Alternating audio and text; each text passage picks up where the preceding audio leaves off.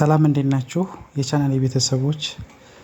ዛሬ በሌላ ቪዲዮ ተመልሻለሁ። ዛሬ የማሳያችሁ ከዘ ፊደል እስከ ፐ ፊደል ያሉትን አብረን እንለማመዳለን። እስከ ቪዲዮ መጨረሻ ድረስ ከኔ ጋር አብራችሁ ፊደሎችን እንዴት እንደምቆጥር ከኔ ጋር እየቆጠራችሁ ተለማመዱ። በተለይ ጀማሪ ከሆናችሁ ከኔ ጋር እንዴት እንደምቆጥር አብራችሁ ከኔ ጋር እየቆጠራችሁ ፊደሎችን በደንብ ለመያዝ ሞክሩ ማለት ነው። ጀማሪ ከሆናችሁ ፊደል እየቆጠራችሁ ከሆነ የቪዲዮ ይጠቅማችኋል። ወደፊት እና ከመጨረሻ ወደ መጀመሪያው እያረኩ እቆጥርላችኋለሁ ከኔ ጋር ተለማመዱ ማለት ነው። ወደ ቪዲዮ መጀመሪያች ዘ ፊደል ነች። ዘ ትባላለች። ዘ ዙ ዚ ዛ ዜ ዝ ዞ ስትቆጥሩ እንደዚህ እኔን ተከትላችሁ ቁጠሩ።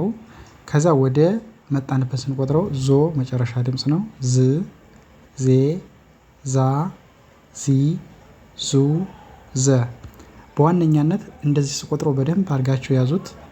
ከመጨረሻው ወደ መጀመሪያው ማለት ነው። ዞ ስል በዚህ በኩል ረጅም በዚህ አጭር ይሆናል። ዝ ስል ካናቱ ምልክት አለው። ዜ ስል ደግሞ ቀለበት አለው። ዛ ስል አራተኛ በዚህ በኩል ያለው እግሩ ረጅም ይሆናል። ዚ ሶስተኛ እግሯ ሸፋፋ ነች። ዙ ከጎኑ ቅጥላት አለው። ዘ ወጥ ነው፣ ምንም ነገር ቅጥላት የሌለው ማለት ነው። እንደዚህ በማድረግ ትይዛላችሁ። ኦኬ። ከዛ ፊት ቀጥሎ ደግሞ ዠ ይባላል። ዠ ካናቱ ላይ መለስ ያለ ያለው እንደዚህ ተጽፎ ካናቱ ላይ መለስ ያለ ያለው ማለት ነው። እንደ ጥላ ዠ አይሚን ዠ ዡ ዢ ዣ ዤ ዥ ዦ የሚል ድምጽ አለው። ወደ መጣንበት ደግሞ ዦ ዢ ዤ ዣ ዢ ዡ ዠ የሚል ድምጽ አለው። ይህን በደንብ አድርጋችሁ ከኔ ጋር ትቆጥራላችሁ። ሁለቴ ደግምላችኋለሁ። ዦ መጨረሻ ድምጽ በዚህ በኩል ረጅም በዚህ በኩል አጭር ነው የሚሆነው። እግር ያላቸው ፊደሎች እንደዚህ ነው ሁሉም ፊደል የሚሆኑት ማለት ነው። ዥ ስንል ካናቱ ምልክት ይኖረዋል። ዤ ስንል ቀለበት አለው። ዣ ስንል ደግሞ በዚህ በኩል ያለው እግሩ ረጅም በዚህ በኩል ያለው አጭር ይሆናል። ዢ ሶስተኛ እግሯ ሸፋፋ ትሆናለች። ዡ ሁለተኛው ቅጥላት፣ ዠ መጀመሪያዋ ድምጽ ይሆናል ማለት ነው። እንደዚህ በማድረግ መያዝ ትችላላችሁ። ከዠ ፊት ቀጥሎ ደግሞ የ ትባላለች። የ ዩ ይ ያ ዬ ይ ዮ የሚል ድምጽ ይኖረዋል። ከዛ ወደ መጣንበት ዮ ይ የ ያ ይ ዩ የ የሚል ድምጽ ይኖረዋል ማለት ነው። ይህን ፊደል በደንብ አድርጋችሁ እዩ። ድምጻቸው የተወሰነ የሚቀራረብ ነገር ስላለ ዮ ስንል መጨረሻው ነው። ከዚህ ካናቱ ቅጥላት ነው የሚኖረው ማለት ነው።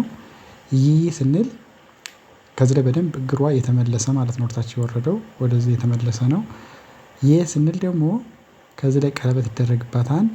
ያ ስንል አራተኛዋ ከዚህ ላይ ጠማማ ትሆናለች። ይህ ሶስተኛ ይኸው ቅጥላት ኑሮት ቅጥላቱ ግን በጣም ወፍራም ሆኖ ዝግዛግ የሆነ ነው ማለት ነው።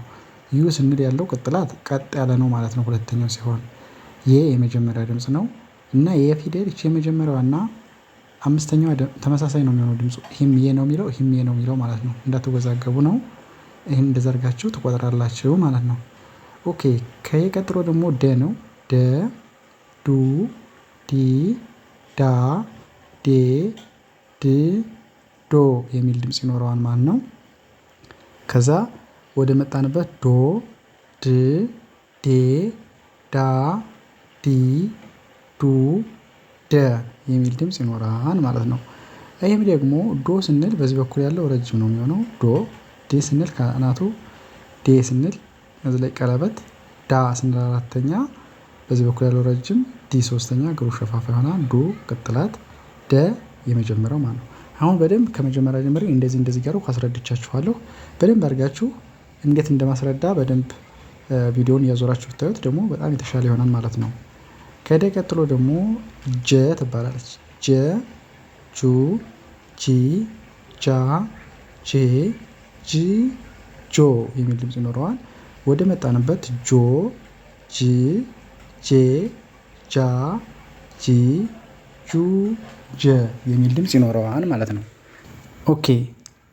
ጆ ስንል ሌሎችንም እንዳስረዳዋችሁ በዚህ በኩል ያለው እግሩ ረጅም ነው የሚሆነው፣ በዚህ ያለው አጭር ይሆናል። ጂ ስንል ከዚህ ላይ ምልክት ይኖረዋል ፊት ለፊቱ ላይ።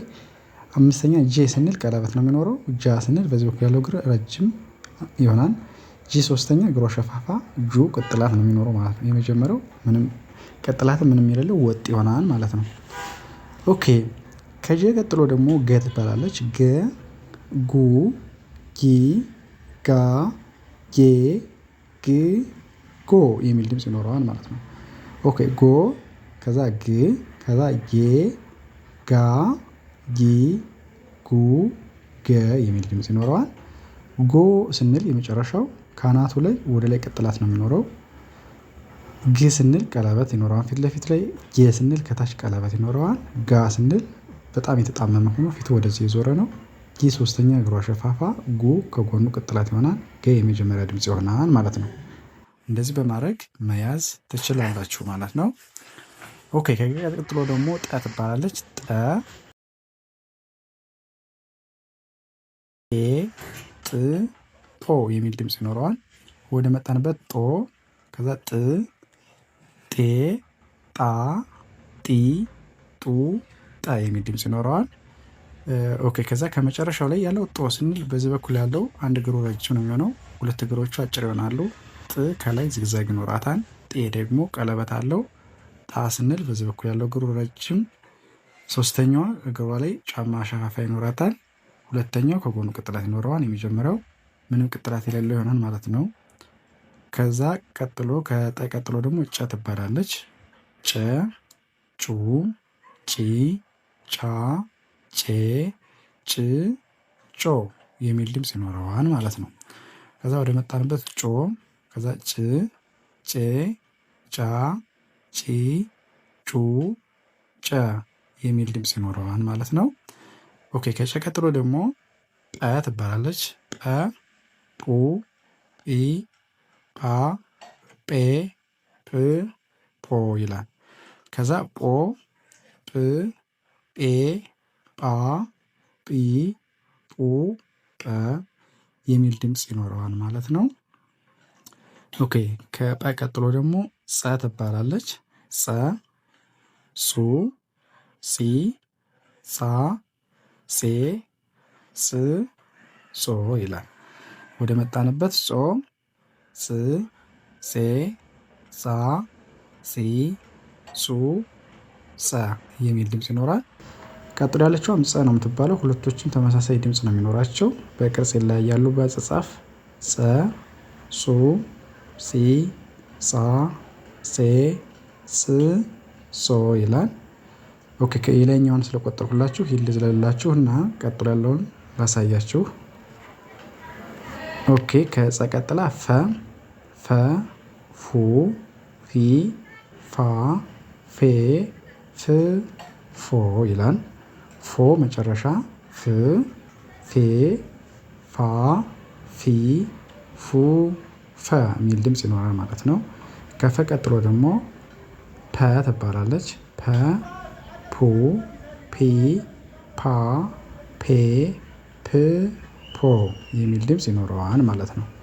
ከዛ ወደ መጣንበት ፖ ፕ ፔ ፓ ፒ ፑ ፐ የሚል ድምጽ ይኖረዋል። እንደዚህ እያደረጋችሁ ከኔ ጋር ተለማመዱ ማለት ነው። ዛሬ ይዤላችሁ የመጣው ከዘ እስከ ፐ ነበር። በሌላ ቪዲዮ እስከመጣ ሰላም ሁኑ። ቻው